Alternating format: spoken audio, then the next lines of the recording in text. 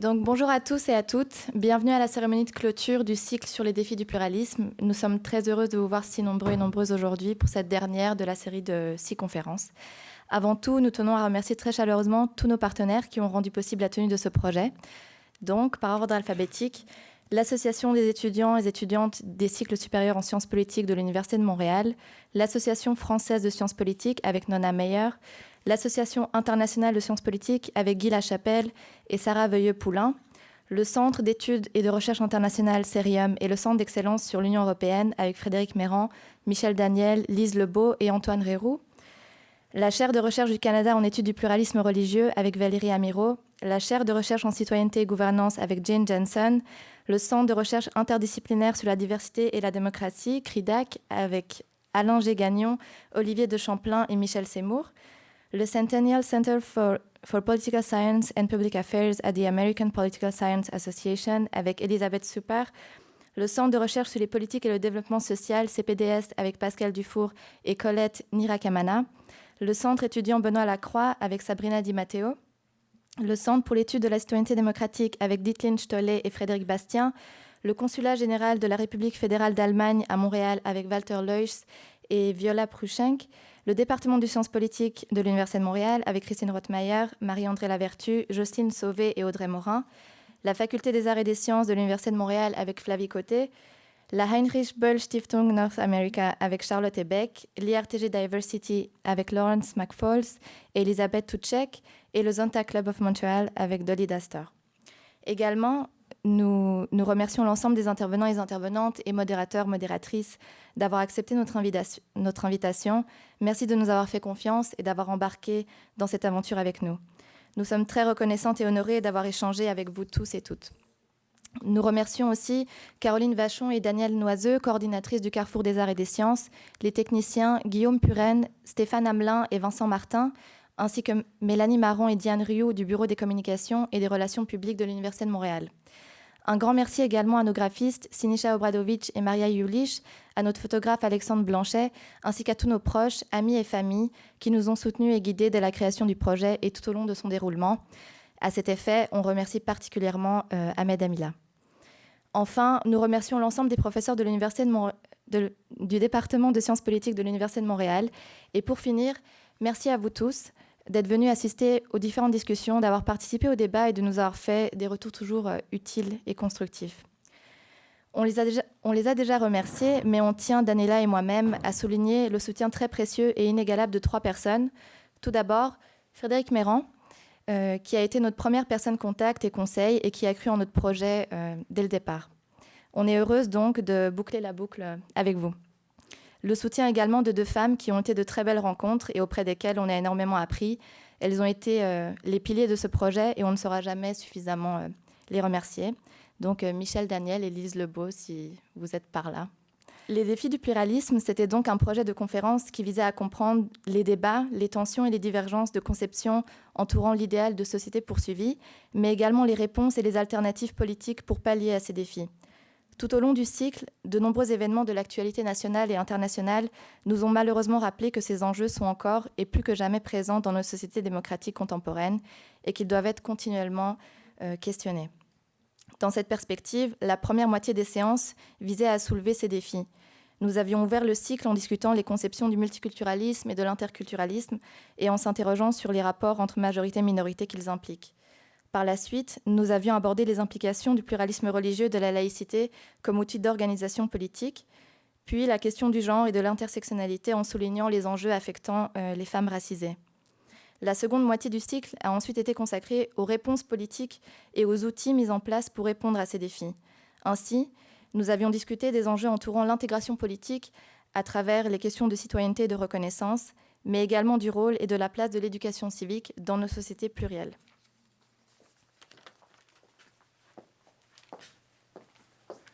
Pour faire suite à ces débats, nous aimerions aujourd'hui, dans cette conférence de clôture, aborder le défi de l'intégration politique dans un cadre transnational et à partir d'un projet qui sort de la logique étatique, à savoir l'Union européenne, en tant qu'entité qui peut ni véritablement être définie d'État, ni de nation, ni de fédération, ni d'empire, ni de simple organisation internationale, L'UE est un objet qui fait non seulement débat en termes politico-pratiques et économiques, mais son étude a également eu un impact sur la théorie politique, en ce sens que la compréhension de cette union et du processus de l'intégration européenne invite à réexaminer certains de ces concepts clés, dont la démocratie, la citoyenneté et la souveraineté. Nous nous penchons aujourd'hui sur les modèles d'analyse de l'intégration européenne, les défis que pose la question de la démocratie en Europe et les différentes possibilités pour les relever et répondre aux effets de la crise actuelle.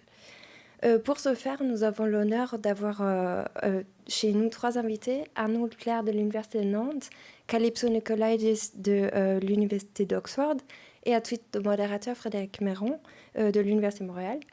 Nous avons le regret de vous annoncer que Jean-Marc Firy ne pourra malheureusement pas nous rejoindre aujourd'hui.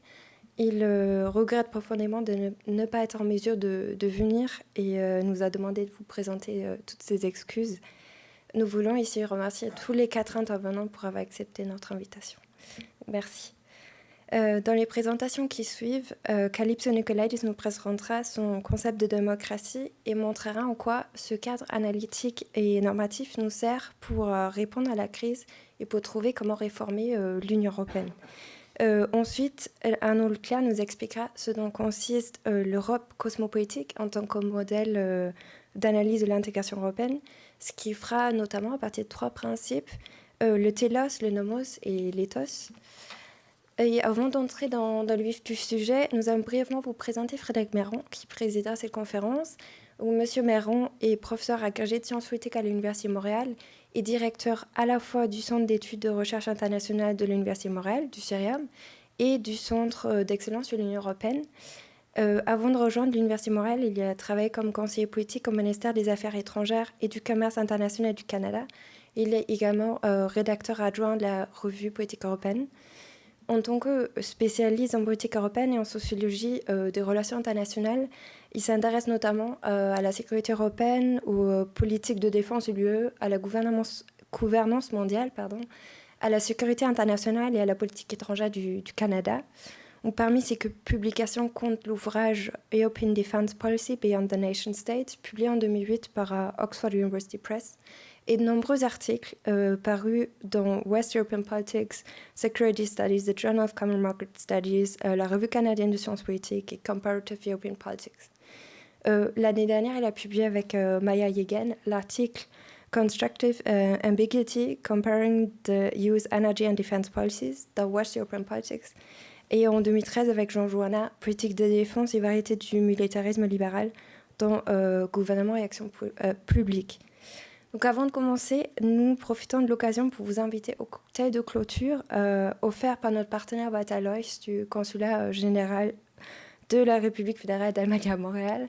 Il est assis là, merci. Et le cocktail se tiendra à partir de 19h au 2e étage en salle C2421.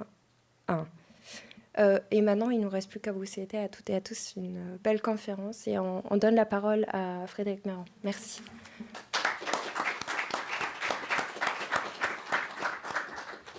Merci beaucoup, Daniela. Merci, Saz. Je sais que ça fait beaucoup de remarques préliminaires avant d'entrer dans le vif du sujet qui vous intéresse tous, mais je ne peux pas résister à la tentation de souligner le rôle extraordinaire qu'ont joué Saz et Daniela au cours de l'année. Effectivement, quand elles sont venues me voir, je ne sais pas si je croyais au projet autant qu'elles l'ont cru, que je le croyais, mais il y avait quelque chose, effectivement, tout à fait séduisant dans l'idée que 2 étudiantes, une allemande, l'autre une suissesse, veuillent contribuer réellement au débat public de la société québécoise à partir d'un regard qui est comparé, qui était parfois extérieur, mais parfois intérieur, avec différents intervenants québécois, canadiens, étrangers qu'elles ont réussi à inviter toute l'année, et des discussions de très, très haut niveau.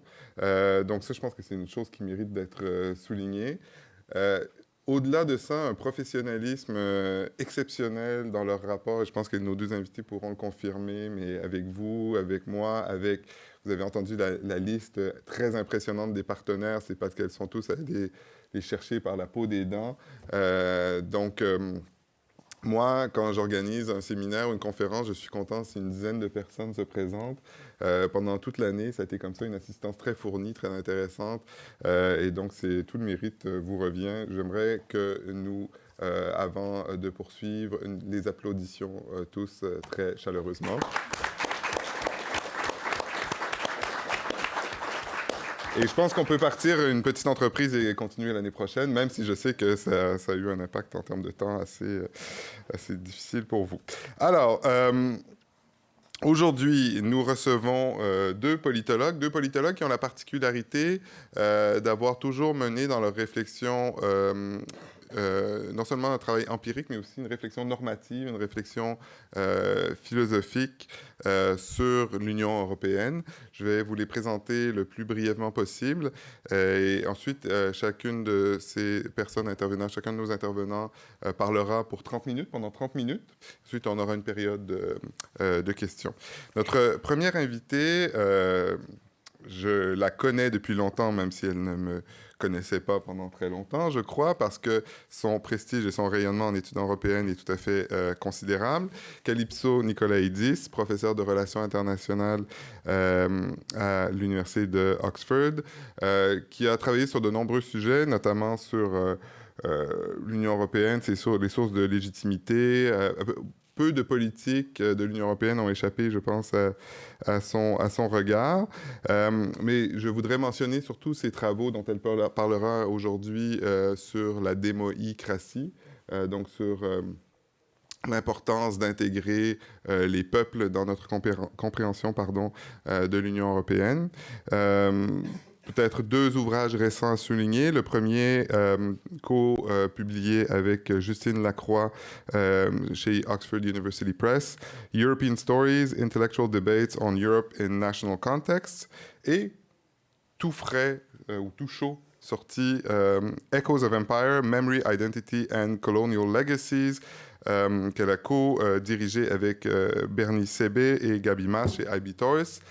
Nous profitons de sa présence pour faire un lancement un peu informel de cet ouvrage qui porte sur un sujet qui est encore très mal connu, je pense, dans l'histoire de l'intégration européenne. C'est le rôle qu'ont joué justement les empires coloniaux et qu'ils continuent peut-être à jouer dans la construction européenne. Donc je pense que c'est vraiment... C'est pas de ça dont tu vas parler aujourd'hui, mais c'est quand même... une bonne idée de se le procurer. Notre deuxième invité, Arnaud Leclerc, professeur de sciences politiques à l'Université de Nantes, directeur du laboratoire Droit et Changement social et responsable d'un master sciences politiques de l'Europe, qui a travaillé notamment avec Jean-Marc Ferry sur la philosophie de l'Europe et la théorie de la démocratie. Je mentionne ici encore deux publications récentes. La première, Prendre l'Europe au sérieux, penser philosophiquement un objet politique non identifié, publié dans un ouvrage collectif dirigé par Quentin Landren, La philosophie reconstructive en discussion, dialogue avec Jean-Marc Ferry, et un ouvrage dirigé avec Jean-Marc Ferry, L'Europe, crise et critique, paru ou apparaître aux presses de l'université. Vient de paraître, donc nous soulignons un deuxième lancement de livre pendant cette conférence, vient de paraître aux presses de l'université de Paris-Sorbonne. Alors, je vais m'éclipser pour permettre à l'assistance de voir les diapositives que Calypso a préparées. Je te cède la parole et je te ferai un signe quand il te restera 5 minutes. Ça te convient? Ça me convient. Très bien, merci. Et je reviens. Merci Frédéric et surtout merci Daniela et Saz. Je me joins à Frédéric pour dire à quel point j'admire votre énergie et inspiration. Et vous me rappelez un peu, vous savez, mon ex-collègue de Harvard, Anthony Appia, parlait du cosmopolitisme ancré. C'est-à-dire un peu les femmes comme vous qui êtes à la fois cosmopolite, d'inspiration intellectuellement, etc., mais en même temps ancré dans vos lieux d'origine, mais aussi dans vos lieux d'adoption. Et c'est comme ça, cette capacité de s'ancrer dans différents lieux qui nous rend vraiment cosmopolites de fond, quoi. Et donc, je suis ravie de faire votre connaissance après l'avoir faite virtuellement, de la faire physiquement et d'être ici à Montréal, j'adore le Canada. J'ai passé un certain temps, pas au Québec, à Toronto avec mon mari, parce que personne n'est parfait. Moi, je suis française mariée avec un Anglais d'origine grecque. Et je suis quand même d'origine grecque, donc tout ça est très compliqué. Et ça me fait très plaisir d'être ici et de pouvoir avoir cette conversation avec vous. Et donc, je comprends bien que vous avez depuis des mois discuté de cette question du pluralisme de façon multiforme. Et donc, moi, ici, eh bien, je vais vous parler, donc, comme Frédéric et Daniela l'ont dit, de ma lecture, de mon regard sur la question européenne. Et je m'excuse à l'avance, mes slides sont un joyeux mélange d'anglais et de français, mais bon, vous êtes habitués. Ma voix est très mauvaise parce que je suis un peu malade. Mais donc, on va réussir à faire marcher tout ça. Et je dirais qu'on va parler bien sûr de crise, mais avant même de parler de crise, disons que le point de départ pour l'Europe, c'est le même point de départ que pour le Canada, c'est le même point de départ que pour toutes nos pays multi-identitaires, c'est l'unité dans la diversité. Alors, qu'est-ce que c'est l'unité dans la diversité ?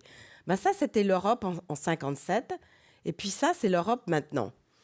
Enfin, l'Europe, il y a quelques années. Voilà, c'est notre unité dans la diversité aujourd'hui. Et est-ce que c'est juste ça, l'unité dans la diversité ? Voilà, ben, on est plein, on est différents, on est de cultures différentes, voilà. Ben non, c'est pas juste ça. Ça, c'est rigolo, mais c'est pas juste ça. Comment on passe de ce slogan de unité dans la diversité, qui est un slogan bien vague, bien général, au fait politique ? Comment on passe du fait de la diversité, qui peut être sociale, culturelle, territoriale, etc., aux politiques du pluralisme. Et donc au sens d'une union pluraliste. Qu'est-ce que c'est qu'une union pluraliste au-delà d'un État ? Vous avez beaucoup parlé du Canada aujourd'hui. Le Canada est évidemment un pays fascinant, mais c'est un pays aussi décentralisé, aussi fédéral qu'il est. Alors que nous, en Europe, eh ben, on est des pays. Et on est donc des pays qui avons essayé entre nous de créer une union pluraliste. Alors, ça veut dire d'abord et premièrement que, ça c'est une idée que j'ai défendue intensément, que chaque Européen, comme chaque Canadien, a une vision différente de ce que ça veut dire d'être Européen. Ça, c'est un petit résumé. Mais de façon peut-être plus philosophique, nous avons effectivement, comme Frédéric l'a dit tout à l'heure, publié avec Justine Lacroix un livre European Stories, auquel a collaboré d'ailleurs Janie Pelabet, qui était ici il y a quelques mois, et dans lequel nous avons exploré l'idée que dans chaque pays européen, il y a des débats. Il n'y a pas une idée de l'Europe allemande ou une idée de l'Europe française ou grecque ou portugaise. Il y a des débats différents sur l'Europe et des enjeux différents de théorie politique sur l'Europe dans chaque pays, et qu'il s'agit d'organiser, qu'il y a des échos entre eux. C'est des débats qui s'ignorent mutuellement, c'est des débats qui sont en parallèle, mais que chaque pays européen a une façon de voir l'Europe à travers le prisme de son propre pays, sa longue durée, son histoire, la façon dont il est lui-même devenu un pays, l'Italie et l'Allemagne au XIXe siècle, la France et la Grande-Bretagne avant, les autres après. Mais chacun a sa façon de voir l'Europe par rapport à sa tragédie nationale propre, à son nationalisme propre. Et l'Europe est une rédemption ou un espoir ou un défaut pour son propre pays. Donc ça, c'est ça qu'on racontait dans European Stories. Mais au-delà, donc si on part de cette réalité-là, l'Europe est plurielle de façon narrative. Il y a toutes sortes d'histoires d'Europe. Qu'est-ce que ça veut dire pour notre construction politique ? Eh bien, pour se poser la question, il faut revenir tout simplement au fait que finalement, dans les années 90, on se plaignait bien d'avoir un déficit démocratique, mais c'était juste pas très grave finalement. L'Europe, c'est passionnant. L'Europe, c'était ennuyeux, c'était technocrate, c'était pas les passions. Et puis tout à coup, on a eu la crise européenne.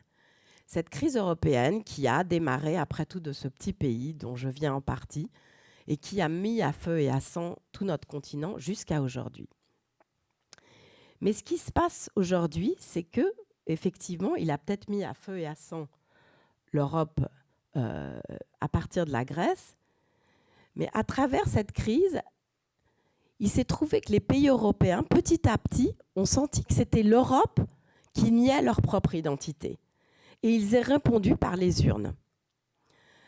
Et ce qui est fascinant aujourd'hui en Grèce, et vous avez peut-être suivi la politique actuelle et l'élection de Syriza aujourd'hui en Grèce et la révolte démocratique grecque, c'est une façon de se réaffirmer nationalement à la fois contre l'Europe, plus bas, d'accord, à la fois contre l'Europe, au nom d'une dignité nationale retrouvée, et en même temps au sein de l'Europe, parce qu'aucun Grec ne veut sortir de l'euro. Comment comprendre ça ? Comment faire sens de cette revendication complètement contradictoire ? Comment faire sens du fait que l'Europe, au départ, c'était une façon d'affirmer la démocratie pour ses États membres. Effectivement, il faut être une démocratie pour faire partie de l'Europe. Et quand le Portugal, la Grèce et l'Italie et l'Espagne sont devenus démocratiques, ils ont fait partie de l'Europe. Donc l'Europe donnait de la démocratie. Et aujourd'hui, l'Europe, elle prend la démocratie. Elle réduit l'espace démocratique de ses pays membres. En tout cas, c'est comme ça qu'elle est perçue. C'est ça, ces contradictions dans lesquelles on est. L'Europe ne sait plus gérer son pluralisme démocratique, en quelque sorte. Et donc, moi, ce que je vous propose ici aujourd'hui, c'est une lecture, un cadre d'analyse de base à partir de, mon cadre conceptuel. Donc, comment j'y suis arrivée là ? Je voudrais faire un petit retour en arrière. Au début des années 2000, comme vous vous souvenez peut-être, les Européens avaient décidé de s'écrire une constitution. Qu'est-ce que c'est une constitution ? Comme vous le savez si bien ici au Québec, une constitution, ce n'est pas seulement un truc technique qui dit qui fait quoi et tout ça, c'est une histoire que les peuples se racontent à eux-mêmes. Quel a été le problème de cette crise constitutionnelle qu'on a eue il y a 15 ans en Europe ? Moi, je l'ai résumé, et je faisais partie de ces débats parce que je travaillais à l'époque pour le ministre grec des Affaires européennes. Et je l'ai résumé en 3 pathologies européennes. D'abord et premièrement, l'obsession de l'un. Les Européens sont obsédés. Ils ont ce que j'appelle oneness envy. Quand ils regardent les États-Unis, ils écoutent Obama qui leur dit oui, one people. Et les Européens eurocrates, ils veulent être un pays, une constitution, une destinée, comme les Américains. Un État, un président, un gouvernement, une voix dans le monde, une histoire, un peuple. C'est une sorte d'obsession. Et c'est pour ça qu'on voulait une constitution. Ils veulent être un. On a l'impression que ce sera ça la promesse de puissance de l'Europe. Deuxième pathologie, c'est toujours cette tentation hégémonique. Ça, je l'ai senti de façon très intense quand il y avait la Constitution. La France et l'Allemagne en avaient marre de tous ces petits pays. Ils se sentaient comme Gulliver enchaîné. Ils disaient, on doit réaffirmer notre puissance. C'est trop égalitaire, cette Europe, telle qu'on l'a construite depuis 1957. Il y a toujours cette tentation hégémonique. Et ils voulaient le traduire dans une nouvelle constitution. Et moi, j'étais très schizo d'ailleurs, parce qu'en tant que gréco-française, je suis à la fois un grand pays, un petit pays, et j'essayais aussi de faire sens de ça. Et parce qu'en Europe, voilà, tous les pays membres sont égaux, mais il y en a qui sont un peu plus égaux que les autres. Vous connaissez bien ces histoires au Canada. Et puis, la troisième pathologie, c'est celle du messianisme. Il y a vraiment, depuis le début de l'histoire européenne, une histoire des élites qui se sentent avoir été donné une mission. Et la fin justifie les moyens quand on a une mission. Une mission qui est d'unir le continent. Même Monnet, avec toutes ses qualités, il voulait que les technocrates fassent le bien du peuple européen, malgré eux. Ils avaient une mission. Et jusqu'à aujourd'hui, si la démocratie rentre et ne contredit cette mission d'unifier le continent, ils disent tant pis pour la démocratie. Et c'est ce qu'on a vu juste après les débats constitutionnels, quand il y a eu le fameux non français et néerlandais à la Constitution. Vous savez qui c'est, lui? C'est qui ce portrait-là que j'ai mis? C'est Brecht qui a dit, vous vous souvenez, si vous n'êtes pas content du peuple et de ce qu'a élu le peuple, vous n'avez qu'à réélire le peuple. Ben, c'est ce que font les élites européennes en permanence. Quand le peuple dit non, quand le peuple ne fait pas ce qu'il faut, n'élit pas le bon gouvernement, ben, on fait autre chose. On fait en sorte qu'on réélise le peuple. Et voilà, ça, c'est les pathologies européennes. Comment essayer de relire l'histoire européenne pour essayer de ressortir de l'essence de l'Europe, ce qui permet à l'Europe de dépasser ses propres pathologies. Parce qu'un projet politique ne se définit pas uniquement par ses pathologies. C'est à la fois ses pathologies et à la fois ses promesses. Et pour moi, la promesse inhérente à l'Europe, c'est qu'elle a, depuis le début, essayé de dépasser ce que j'appelle la tyrannie des dichotomies. Elle n'a pas forcément réussi, hein. C'est ça le message, mais elle a essayé de la dépasser. Et donc, il s'agit d'aller revoir, de revisiter l'histoire de l'Europe en partant du spectre traditionnel. Quand on vous parle de l'Europe, on dit toujours, ben vous savez, l'Europe, c'est entre un État fédéral et une association d'États souverains. C'est quelque part entre les deux, n'est-ce pas? Et moi, je dis non. C'est pas juste quelque part entre les deux. C'est pas juste quelque part entre un monde anarchique, d'alliances, d'empires, d'hégémonie, qu'on connaît bien avec Frédéric, c'est le monde des relations internationales, ni un monde d'unité où les États s'unissent, deviennent des États fédéraux. Non, l'Europe, elle est quelque part sur le Rubicon. Vous voyez, là, j'ai dessiné une rivière. Parce que qu'est-ce qui s'est passé après la guerre? Eh bien, après la guerre, il y a eu une tension entre ceux qui voulaient garder le système traditionnel des États et ceux qui voulaient, les fédéraux radicaux, ceux qui se sont réunis à La Haye et qui voulaient transcender le système des États fédéraux. Et ce qui s'est passé, eh bien, c'est qu'il s'est mis en route une logique transformative. Alors, ça s'appelait les fédéralistes modérés, mais c'était une logique qui voulait transformer les États européens pour mieux les sauver. C'était au nom de la sauvegarde des États européens qu'on s'est embarqué dans le projet d'intégration européenne. Mais ce qui était très important dans ce projet, c'est qu'on n'allait pas, justement, on n'allait pas passer de l'autre côté du Rubicon. On n'allait pas devenir un État fédéral. Et pour cela, il fallait s'engager dans une logique transformative et non pas une logique mimétique qui aurait été de reproduire au niveau fédéral la même logique qu'on avait au niveau des États. Donc on allait inventer autre chose. Et cette autre chose, c'était cette logique d'union dans laquelle nous sommes embarqués depuis 60 ans. C'était une logique de transformation. Alors, et cette logique, donc, c'est plus cette logique dichotomique d'avant. Alors ça, c'est un petit aperçu historique très rapide. Mais mon travail a consisté, depuis 10 ans, à traduire cette lecture historique dans la théorie démocratique. Et je la traduis en disant, voilà, en Europe, on n'arrête pas de se poser la question de savoir si le projet d'intégration a créé un peuple européen. Alors régulièrement, on dit le peuple européen est né.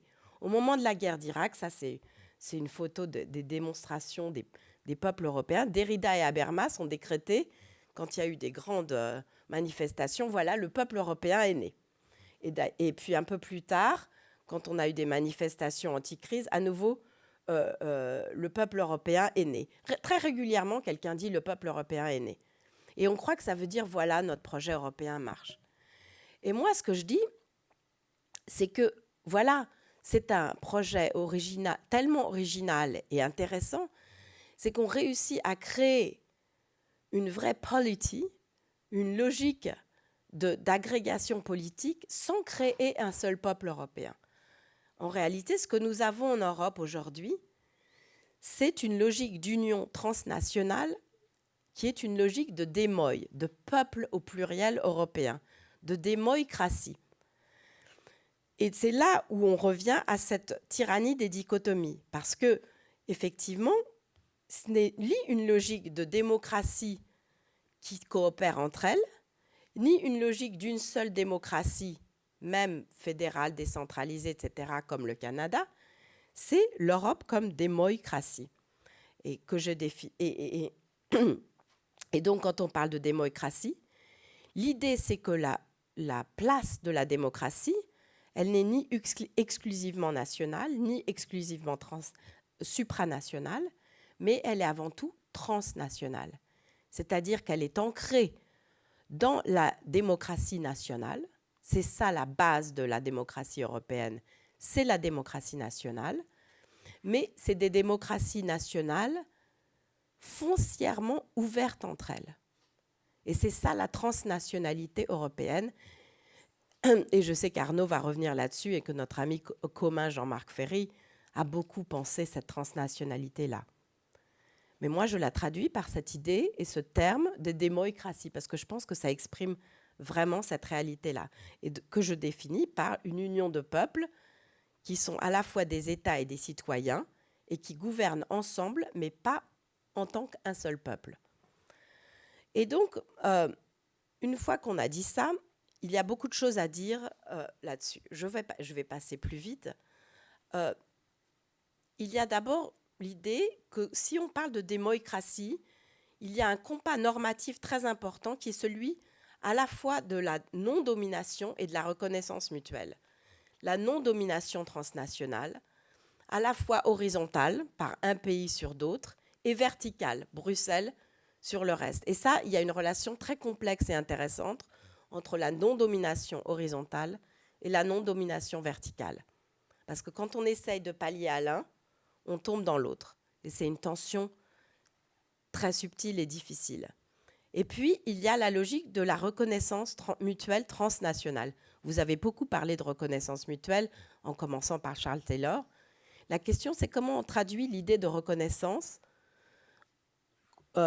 d'une logique nationale, où il s'agit de reconnaissance entre les groupes, etc., en reconnaissance mutuelle entre les nations. Quand il s'agit de reconnaître entre les nations nos réalités historiques, nos réalités sociales, nos réalités politiques. Donc ça, on va revenir sur cette question, j'espère, dans notre conversation. Mais c'est ça l'essence de l'Europe pour moi. Donc, voilà. Donc là, je vous ai un peu résumé de façon très succincte l'idée de démoïcratie. Maintenant, si on avait le temps, je vais passer très vite là-dessus, je pourrais vous expliquer que dans mes recherches, dans mes réflexions et dans celles des gens avec qui je travaille, eh bien, il y a toutes sortes de langages et d'interprétations, de façons de parler de cette troisième voie, de cette logique démoïcratique de troisième voie. Il y a toutes sortes de langages, si vous voulez. Alors, il y a, par exemple, une exploration des langues philosophiques. On peut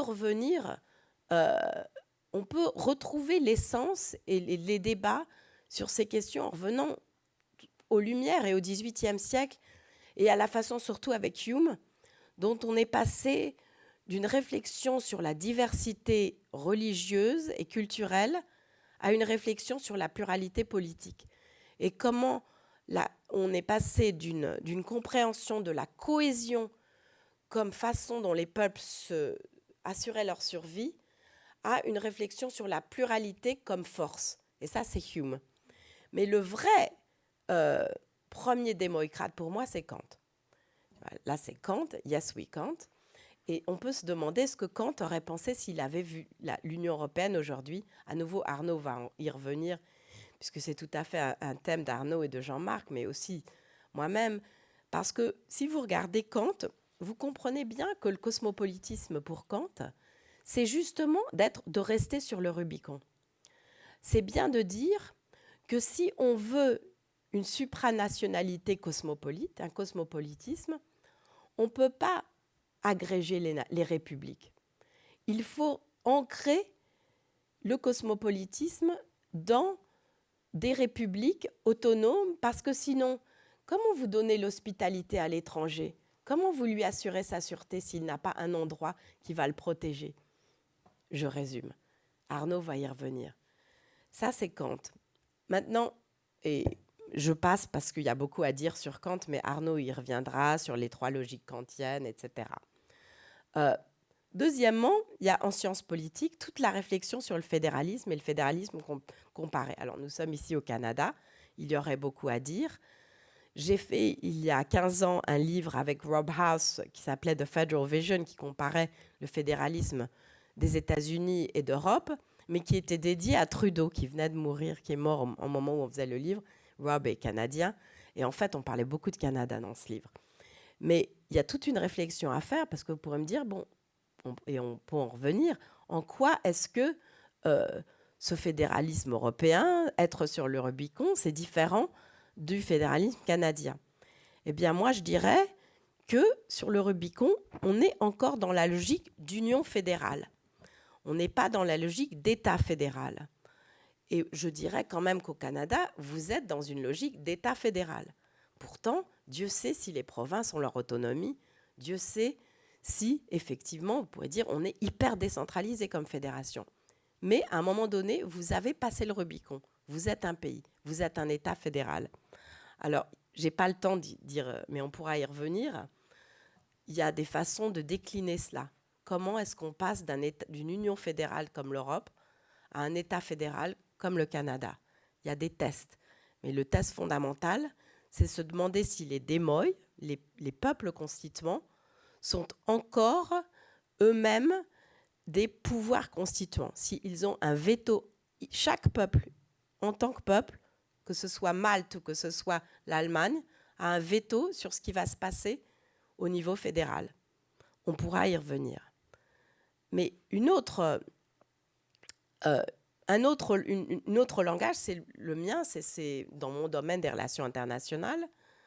On réfléchit aussi à toutes ces questions, mais avec d'autres discours, d'autres vocabulaires. Et en particulier, on réfléchit énormément à la question des empires. Alors, je dirais que les empires, c'est juste quand on entre sur le Rubicon. Les empires, effectivement, c'est quand on est dans le domaine des relations internationales, mais on n'est pas encore une union parce que c'est très asymétrique, parce qu'il y a de la domination. Et souvent, on dit que l'Union européenne aujourd'hui devient un empire. Effectivement, parce que ce qui s'est passé avec la crise, c'est que les marchés financiers, avec leur pression énorme, on crée une dynamique en Europe qui fait que la tentation de centralisation est devenue presque irrésistible.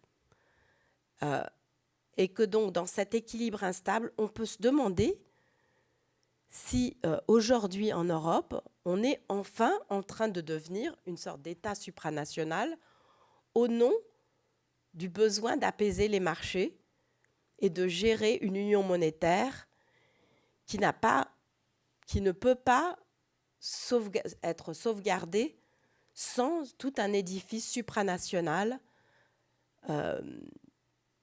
qui permet de gérer cette union. Alors, j'ai très peu de temps et je n'ai pas le temps d'élaborer là-dessus.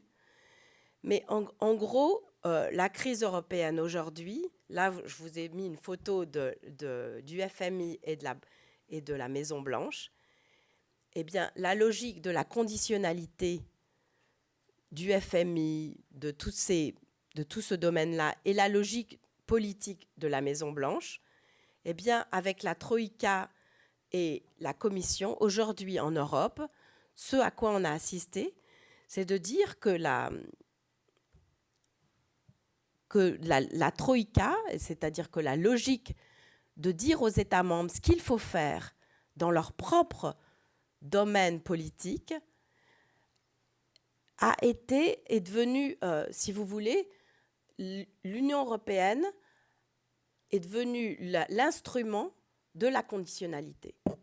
Et au nom de la conditionnalité, est devenue une entité politique qui a pénétré au plus profond de la logique politique des États membres. Et donc, en quelque sorte, c'est à partir de cette logique, et on pourrait rentrer dans les questions techniques, de la gestion de crise qu'on a commencé à perdre notre compas normatif et à avoir ce qu'on a appelé l'Europe allemande, en tout cas perçue comme telle dans tout le reste de l'Europe. Et tout ce qui s'est passé ces derniers temps, en particulier l'Allemagne et la Grèce, peut se résumer en quelque sorte dans une histoire de Lost in Translation. À nouveau, quelque chose qui vous est familier ici au Canada. Lost in Translation, ça c'est bien connu dans notre Parlement européen. Personne ne se comprend plus.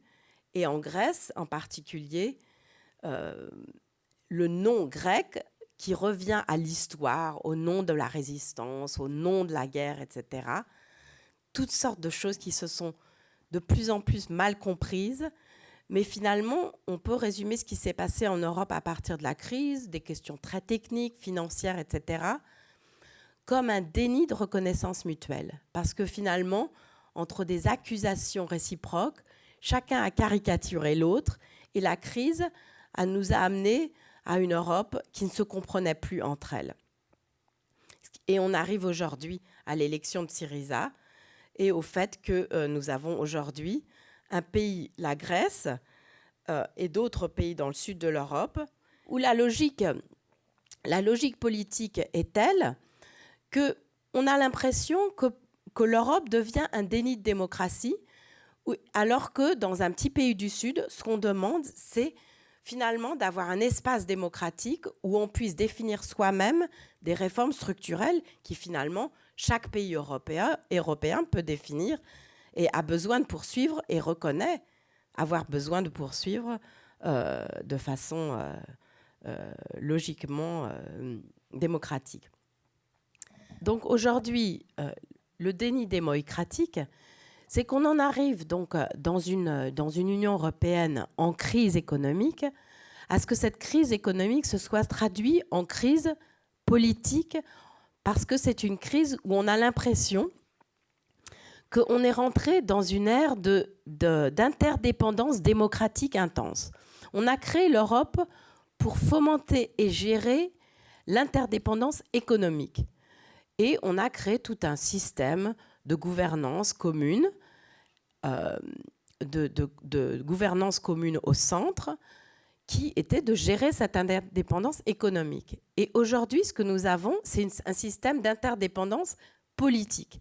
C'est-à-dire que quand il y a des réformes en Grèce qui sont la condition pour pouvoir avoir des prêts, qui est-ce qui vote sur ces réformes ? Eh bien, c'est le Parlement allemand.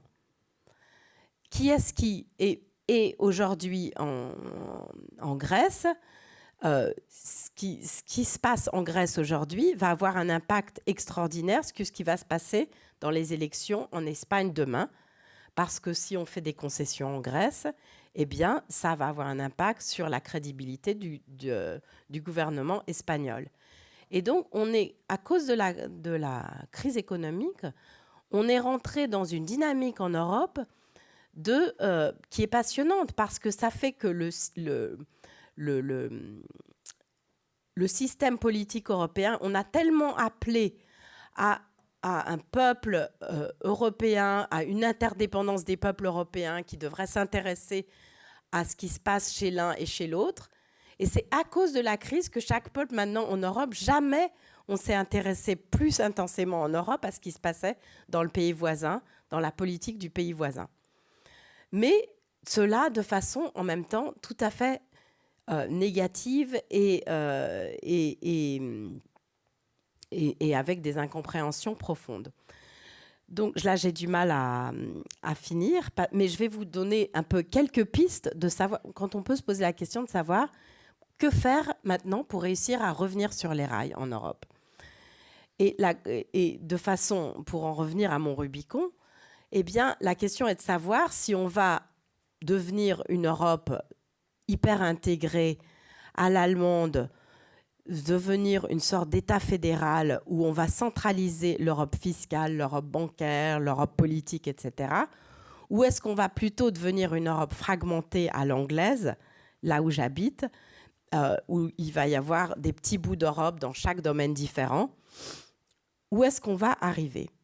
Alors, la vision démocratique, c'est de dire que oui, on peut devenir une Europe à niveau multiple une Europe avec des intégrations différenciées, mais qu'il faut quand même qu'on reste un tout. Et c'est ça le défi européen aujourd'hui. Comment construire un tout dans une Europe différenciée?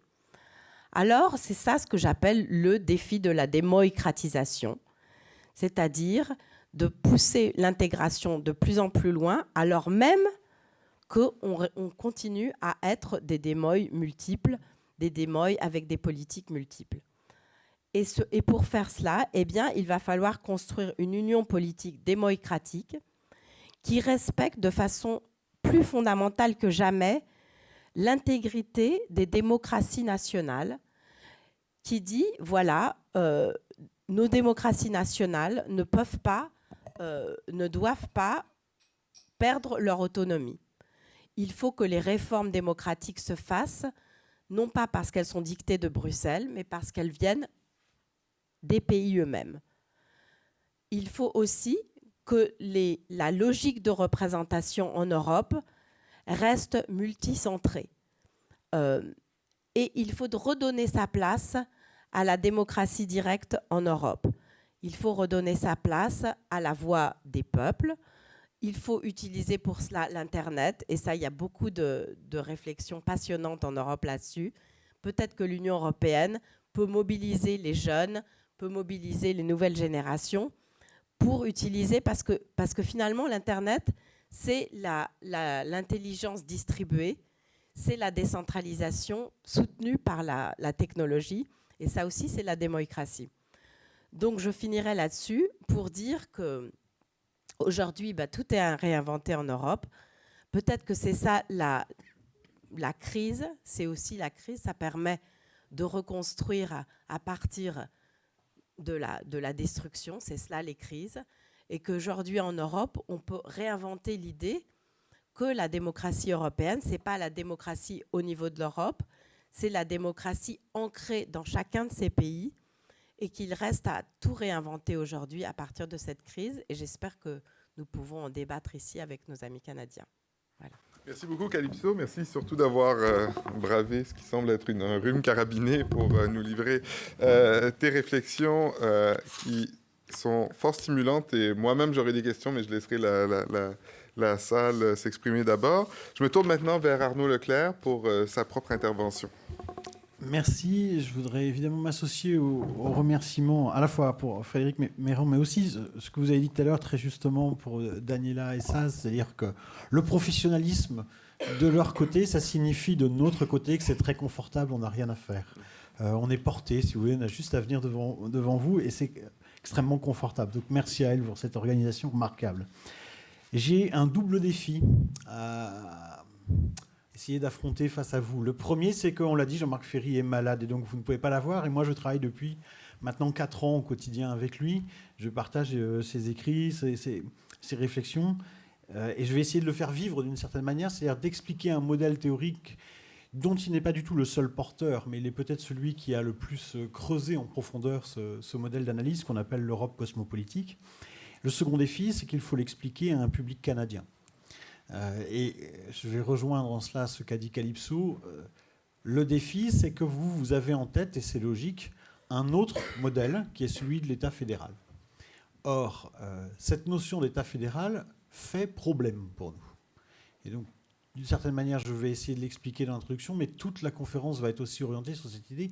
Pourquoi est-ce qu'en Europe, on ne choisit pas la voie fédérale ? Et on a des raisons en cela qui sont importantes. Alors, bien sûr, le modèle fédéral comme l'Europe cosmopolitique sont des manières de construire une société politique dont le but est de gérer la diversité, même plus que la gérer, la protéger. La diversité aussi bien culturelle, linguistique, des différentes communautés qui la composent. Et les différentes devises, d'ailleurs Calypso y a fait allusion au début de sa conférence, qu'on trouve aussi bien du côté des États fédéraux, et pluribus unum côté américain, ou côté Allemagne, Einigkeit, Recht und Freiheit, donc université, droit et liberté. Côté belge, l'union fait la force. Tout ça, c'est extrêmement voisin de la devise de l'Union européenne, in varietate concordia, c'est-à-dire unie dans la diversité.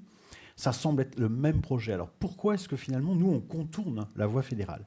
Je dirais que si on reste à la surface des choses, il y a 3 arguments qui apparaissent immédiatement. Le premier, c'est l'Europe a longtemps eu des fédéralistes. Depuis la moitié du 19e siècle, il y a de très nombreux auteurs qui ont soutenu l'idée que l'Europe devait se construire et qu'elle devait se faire sur la base d'un rêve qu'on appelait à l'époque, c'est la phrase de Victor Hugo à la moitié du 19e siècle, les États-Unis d'Europe. Et les fédéralistes, ils ont été porteurs de cette construction dans les années 20-30, quand on a réfléchi à l'Union.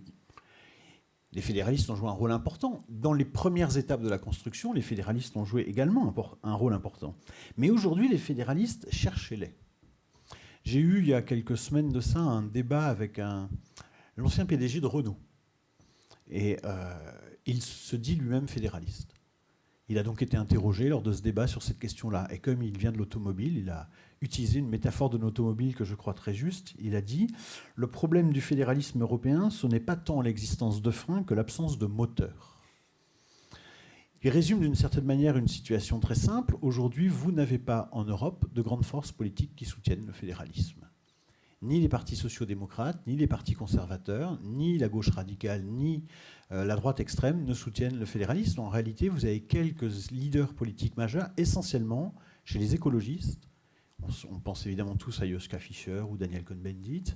Et du côté des chrétiens démocrates, quelques centristes, dont Jean-Claude Juncker. Mais très peu de force politique au total pour soutenir ces premiers problèmes, si je puis dire.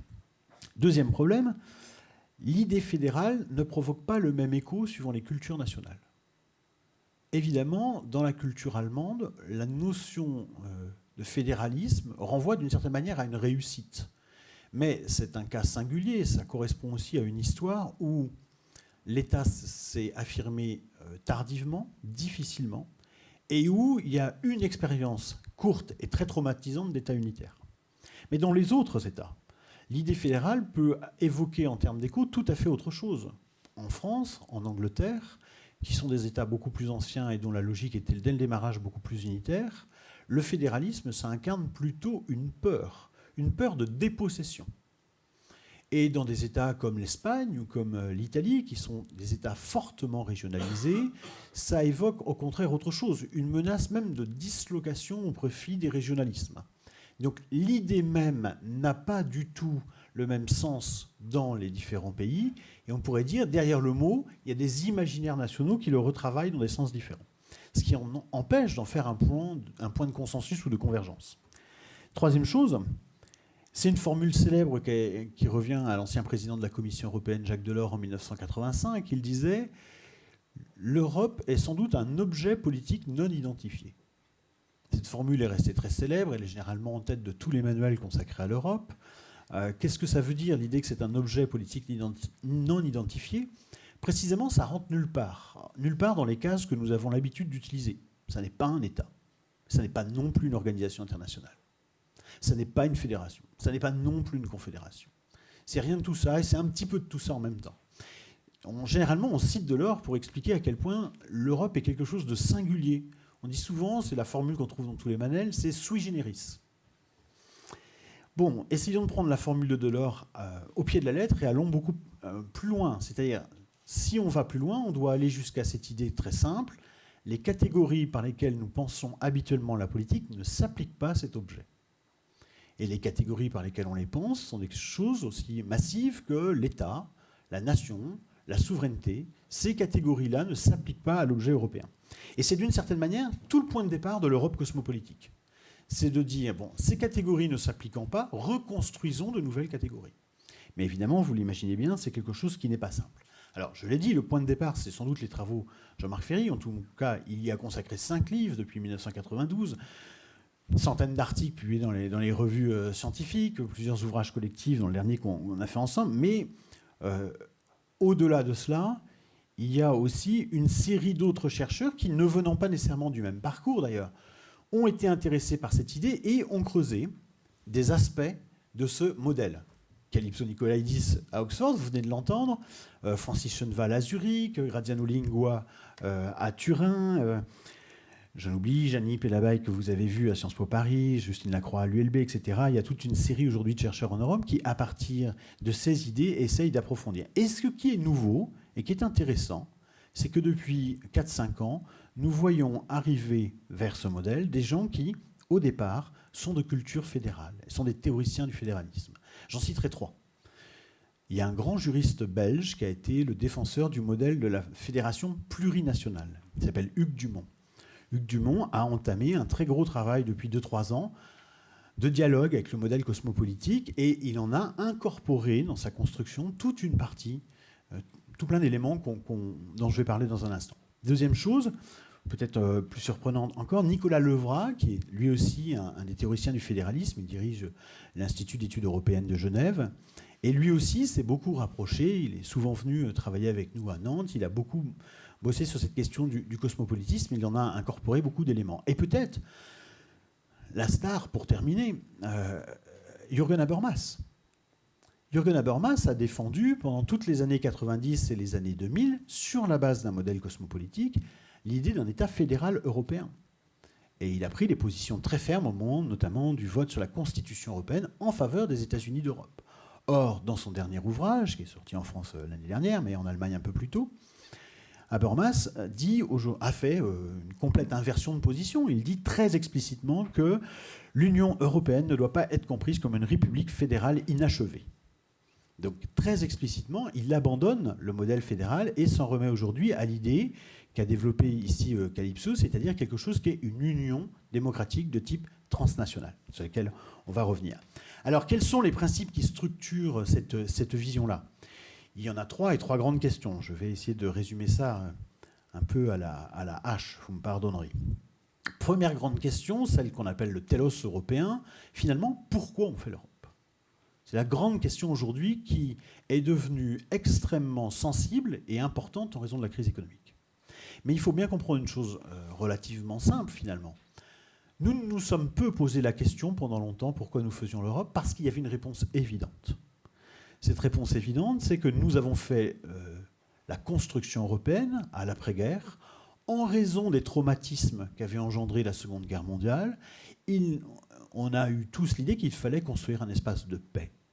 Et donc la grande justification à la construction européenne était évidemment la paix, tout simplement. Et c'était d'autant plus fort et aidé, si je puis dire, qu'on avait à nos portes un adversaire, peut-être même un ennemi, à travers l'Union soviétique, qui pouvait presque quotidiennement rappeler à chacun à quel point il était important d'être coalisé, et d'être coalisé dans le cadre d'un espace international pacifié.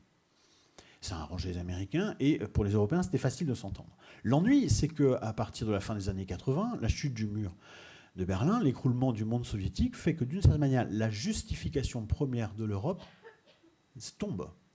Elle tombe d'elle-même. Et d'ailleurs, c'est assez intéressant, quand on interroge les Européens aujourd'hui, ils ne considèrent pas la paix comme un objectif de l'Europe. C'est intéressant parce qu'il ne faut pas croire que ça ne les intéresse pas. Ils considèrent que c'est un acquis. C'est déjà fait. Et quand on leur rappelle qu'il y a des menaces qui reviennent en Russie, en Ukraine, etc., ils trouvent ça assez lointain. Finalement, ils trouvent que l'Europe, ça a réussi, si on peut dire, du point de vue de son objectif premier. L'ennui, c'est qu'il n'y a plus de justification qui vient après. Et dans les années 90, on a vu une vraie difficulté du milieu politique européen à proposer une nouvelle justification. Finalement, il n'y en a pas eu. Le discours dominant des politiques européens, c'est « l'Europe c'est bien, il faut continuer à la construire ». On a beaucoup eu aussi la métaphore du vélo, en nous expliquant que si on ne continuait pas de pédaler, on allait tomber. Donc il fallait continuer l'Europe. On ne savait plus très bien pourquoi, mais il fallait la continuer. Et cette espèce d'ambiguïté qui a dominé la fin des années 90, d'une certaine manière, elle éclate. L'inconsistance de cette solution éclate au moment de la crise. C'est-à-dire que la crise économique nous révèle à quel point nous ne pouvons plus continuer à faire l'Europe si on n'a pas une bonne raison de le faire.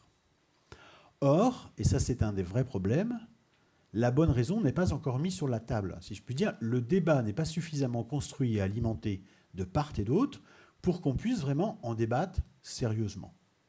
C'est là une des grosses difficultés. Alors, on pourrait longuement débattre de cette question de la crise, de la manière dont elle rend les choses visibles, mais pour aller vite, je pense que vous en connaissez les grands traits. Au démarrage, c'est une crise de l'endettement des ménages américains.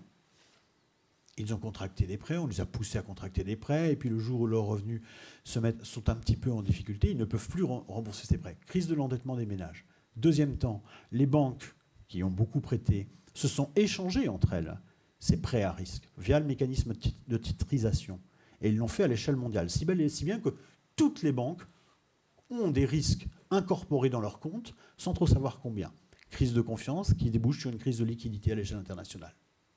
Jusque-là, tout le monde est d'accord. Tout ça est simple. Ce qui est difficile à comprendre, c'est pourquoi cette crise de liquidité du marché bancaire devient une crise de la dette publique des États européens. Pourquoi ça devient ça?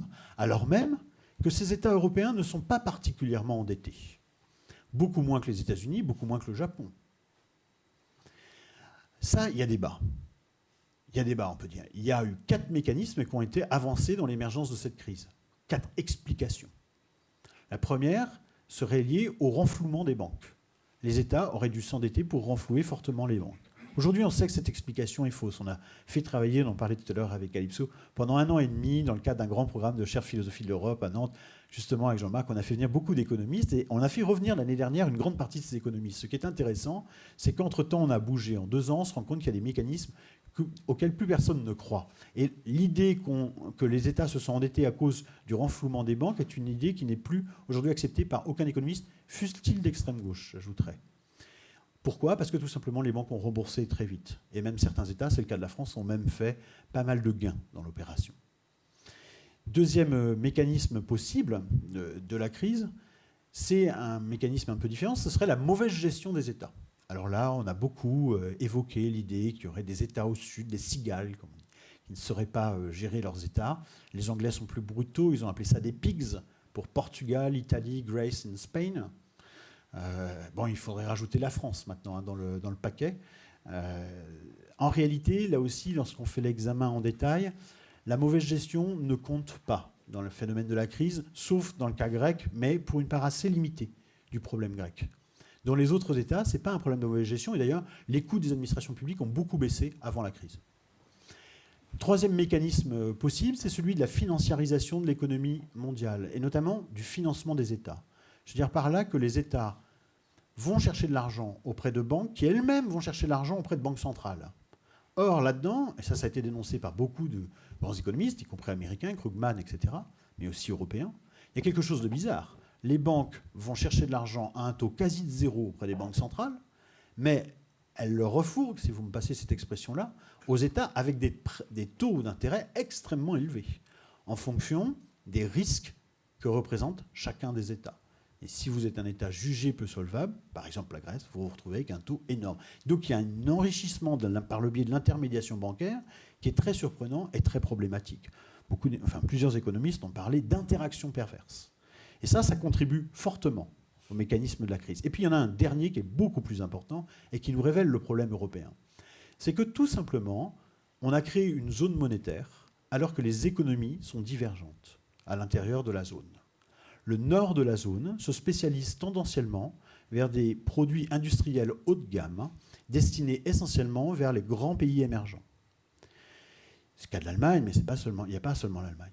Et puis, les pays... Et ça correspond à ce facteur de production. Ce n'est pas juste un choix allemand, ça correspond à une logique économique tout à fait carrée, tout à fait incontestable. Le nord de la zone a une population beaucoup plus éduquée, à un niveau d'investissement très supérieur, un niveau de recherche très supérieur.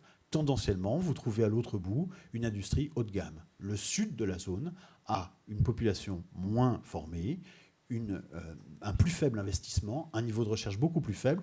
La conséquence, on se spécialise sur des économies de services peu exportables. Tourisme et choses dans le genre. D'un point de vue économique, c'est juste, traditionnellement, j'allais dire, on fait la loi de la comparative, c'est-à-dire on va là où on est le plus fort. Et là où on est le plus fort, c'est dans des trajectoires très divergentes les uns et les autres. Et donc on a un problème, puisqu'on a une monnaie commune et qu'on n'a plus d'outils pour pouvoir faire l'ajustement. Qu'est-ce qu'on peut faire face à ça ? Vous voyez bien le problème européen, c'est on ne peut faire tourner une zone comme ça qu'il y a 3 solutions logiques. Soit on fait 2 zones monétaires, et ça a été proposé par certains économistes. Une pour le nord, ce sera la zone marque, et une pour le sud. Mais ça veut dire qu'on tourne le dos à toute solidarité entre les Européens. En plus, je ne vous parle pas des coûts politiques que ça voudrait dire. Ce serait une désintégration de l'Europe. Mais c'est une possibilité logique. Deuxième possibilité, vous imposez au Sud, on reste tous dans la même zone, mais vous imposez au Sud une cure d'austérité absolument drastique pour qu'elle se mette à niveau, avec des effets sociaux dévastateurs. C'est ce qu'on voit en Grèce depuis plusieurs années. Troisième possibilité, vous mettez alors en place des mécanismes de transfert à l'intérieur de la zone. Si vous voulez maintenir la zone, il faut qu'il y ait une solidarité entre les éléments de la zone. Et dans ce cas-là, et là, vous voyez, vous êtes au cœur de la question européenne. C'est-à-dire, si Europe, il doit y avoir, c'est un mécanisme de coopération entre nous, de co-responsabilité. Nous sommes co-responsables de l'ensemble de cette économie, et donc nous devons créer des mécanismes solidaires transversaux. Je dois dire, je sors un peu de mon texte, mais je vais l'illustrer d'une manière un peu brutale. Je m'en excuse.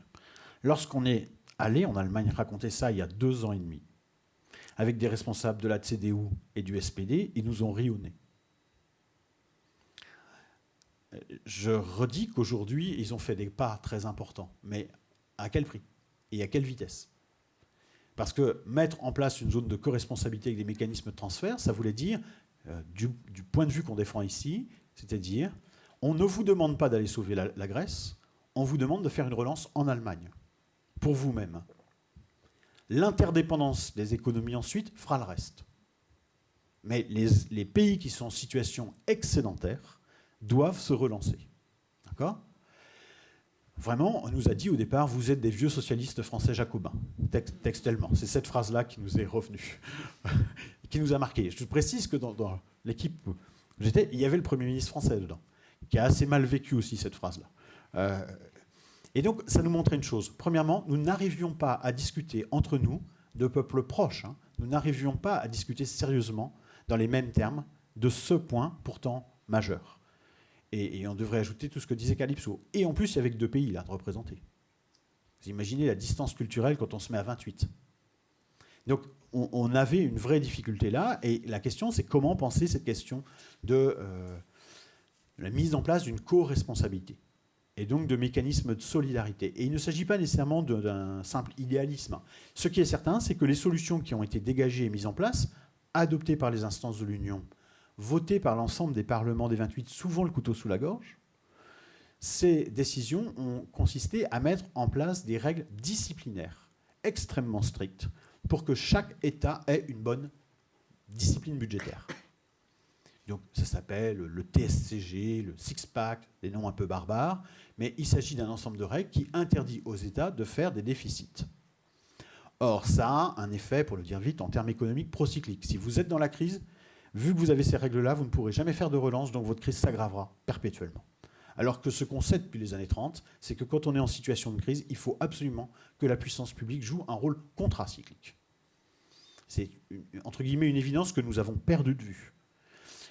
Ça s'améliore, ça avance. L'Allemagne a fixé un premier revenu minimum. Elle a accepté de faire un début de plan de relance. Donc il y a des efforts, ça bouge aussi du côté hollandais. Donc, mais ça va très lentement face à une crise qui, elle, est beaucoup plus importante. Finalement, mettre en place un télos européen, c'est comprendre que notre enjeu, c'est aujourd'hui la constitution d'une zone qui est dans la mondialisation. Le défi que nous avons affronté, c'est la mondialisation. Ça implique une intégration économique, mais cette intégration économique ne peut exister que si elle est contrebalancée par une intégration politique. Mais cette intégration politique ne signifie pas créer un super-État européen, même avec des élections.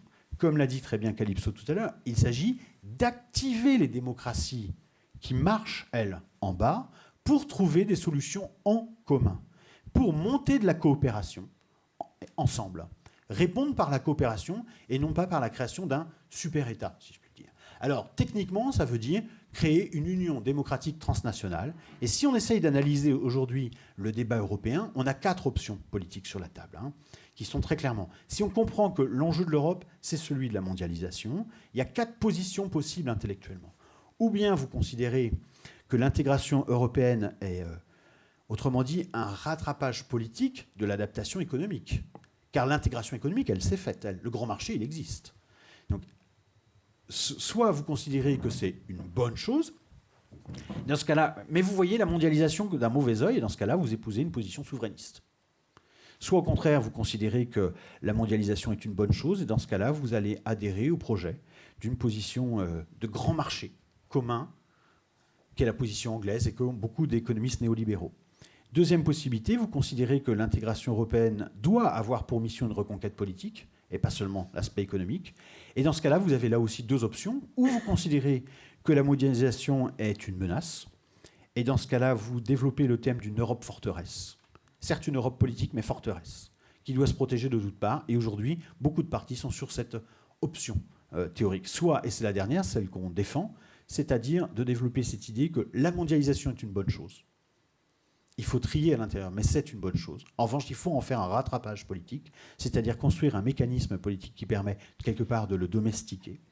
Et c'est la raison, et ça passe par la création de coopérations entre nous, qui sont essentiellement démocratiques et qui n'impliquent pas un pouvoir vertical. Autrement dit, l'intégration doit être horizontale et non pas verticale par la construction d'une structure politique qui implique des règles avec une soumission juridique. Il s'agit de faire de la politique ensemble, pas de se soumettre à des règles juridiques qui obéiraient à je ne sais quel diktat. Pour que ce système-là marche, il y a toute une série d'éléments à développer que je n'aurai pas le temps ici de présenter devant vous. Mais la racine intellectuelle, aussi bizarre que ça puisse paraître, la racine de ce modèle est chez Kant. Elle est dans le projet de paix perpétuel. En réalité, on ne fait que développer ce que Kant avait développé au moment du projet de paix perpétuel. Je vous rappelle qu'il disait, à l'époque, ce que Calypso appelait tout à l'heure le Rubicon, d'une certaine manière. Il disait, si faire coopérer des États dans un but pacifique conduit à la création de ce qu'il appelait une monarchie universelle, autrement dit, un super-État de type cosmopolitique. Eh bien, ajoutait-il, ce super-État de type cosmopolitique serait nécessairement despotique. Si nous voulons faire exister une solution de coopération entre des États, il faut respecter une structure à 3 niveaux, ajoutait-il. Premièrement, les citoyens, vous et moi, sommes membres d'une nation, d'un État, et il y a un droit interne qui se développe à ce niveau. Deuxièmement, cet État est lui-même partie prenante d'une union, et à ce titre, il y a un droit international qui se met en place, qui est le droit des États dans l'union. Mais troisièmement, nous sommes aussi tous citoyens de cette union directement, et là, il existe un droit de type cosmopolitique ou transnational, dont par exemple la libre circulation dans l'espace européen est un exemple, puisque je peux faire condamner la France si elle entrave ma possibilité à la libre circulation, bien que je sois français.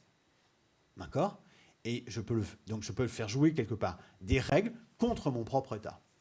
Cette solution-là est une solution de structure extrêmement importante qui est l'ensemble. Je termine pour essayer de rester dans les temps sur le troisième temps. Ça, c'était le nomos, c'est-à-dire comment ça se structure, un schéma comme ça. Comment ça se fait vivre ? C'est-à-dire quel type d'éthos, on dit, quel type de représentation mentale et de vie collective on est capable d'impulser pour pouvoir faire tourner un schéma comme ça. Je crois qu'il faut comprendre que l'Union européenne est quelque chose d'un peu singulier. D'abord, elle a une riche histoire. Et dans cette histoire, elle a capitalisé des principes qui ont mis du temps à s'élaborer et qui lui forgent une sorte de civilisation un peu singulière. Une civilisation de l'argumentation, qui passe par le principe de civilité, le principe de la légalité. Tous les États qui composent l'Union européenne sont des États de droit démocratiques. J'ajoute, ce sont toutes des économies de marché à vocation sociale. Économie sociale de marché, comme on disait en Allemagne avant. Et ça, c'est aussi quelque chose d'important. Principe de civilité, principe de légalité, principe de publicité qu'on a à l'arrière-plan. Pour faire vivre cette construction européenne, il nous faut quelque chose de plus, ce qu'on pourrait appeler l'identité européenne. Et la caractéristique de cette identité européenne, c'est qu'elle ne doit pas chercher dans son passé des valeurs sur lesquelles elle doit s'asseoir. Ce qui fait le passé de l'Europe, ce qui fait son moteur depuis toujours, c'est au contraire le fait qu'elle va constamment chercher à l'extérieur d'autres idées, d'autres ressources pour avancer elle-même. L'Europe, si je puis le dire brutalement, elle n'est ni grecque, ni romaine, ni chrétienne, ni quoi que tout ça. Quand elle se proclame romaine, rappelez-vous que les Romains se jugent indignes et ils vont chercher quelque chose d'extérieur à la culture grecque. Le christianisme va chercher le judaïsme et ainsi de suite. On est une société qui fonctionne sur On va siphonner la culture des autres, si vous voulez, pour en fabriquer quelque chose de nouveau. Et ça veut dire que le cœur de l'identité européenne, c'est un principe de décentrement. Pour que ça marche, il faut que nous apprenions dans nos sociétés nationales à faire preuve de décentrement. Et pour ça, il faut des outils. Et nous ne nous en sommes pas dotés. Je vais prendre 2 exemples très simples pour que vous compreniez. Il y a des grands enjeux, des grands débats en Europe, mais si vous allumez votre télévision, pire si vous l'allumez et qu'elle est française, vous n'aurez d'informations que sur ce qui se passe en France. Ce qui se passe en Allemagne, en Italie ou au Portugal, on n'en débat jamais. Et donc on a un problème pour se décentrer, puisque nous n'avons tout simplement pas d'éléments de référents culturels pour dire « Ah mais vous savez que là ils font ça, ils ont tel problème, ils l'abordent de telle manière ». Nous ne le faisons pas. Et nous ne nous sommes pas structurés en Europe pour que ce qui se passe chez nos voisins fasse l'objet de discussions chez nous. Et dernière chose, ça concerne notre univers de la recherche, pour que ça marche, il faut aussi qu'il y ait des éléments culturels communs.